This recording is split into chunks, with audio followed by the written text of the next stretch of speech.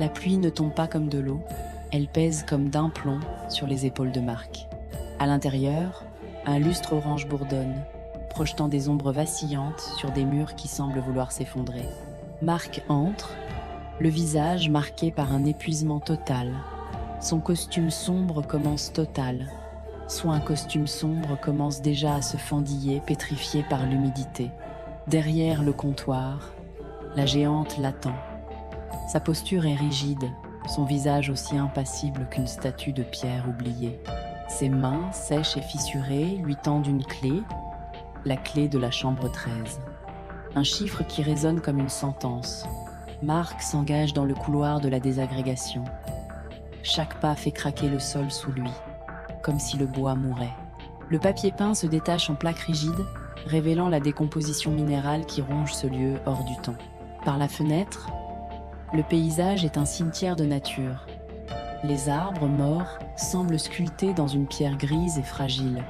L'air à l'intérieur de la chambre 13 est glacial. Elle poussière y flotte comme du plâtre pulvérisé, étouffant tout son. Marc s'approche du miroir. Mais ce qu'il voit n'est plus homme qu'il pense être. Son reflet trahit une autre réalité. Dans la glace, il porte un pyjama d'hôpital. Des craquelures béantes parcourent son visage, révélant un vide sombre et infini. Soudain, le téléphone sur la table de chevet vibre avec une violence telle que le plastique commence à se fendre. Marc décroche. Au bout du fil, sa propre voix lui murmure un avertissement qu'il ne peut plus ignorer. L'obscurité totale s'installe, rompue seulement par la flamme vacillante d'une allumette craquée par la gérante. Elle lui dit enfin le vérité.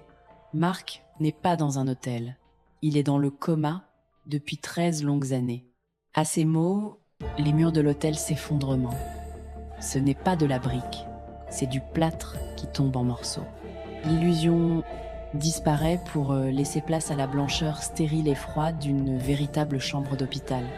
Marc regarde ses mains.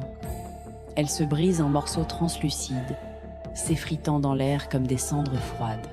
Sur le lit, le corps de Marc repose, immobile. Le moniteur cardiaque affiche une ligne plate, marquant le fin du voyage. Sur la table de chevet, parmi les éclats de plats séchés, la clé de la chambre 13 reste le vestige de son périple. L'acceptation est enfin là. Merci d'avoir regardé. À terre bientôt pour de nouveaux mystères.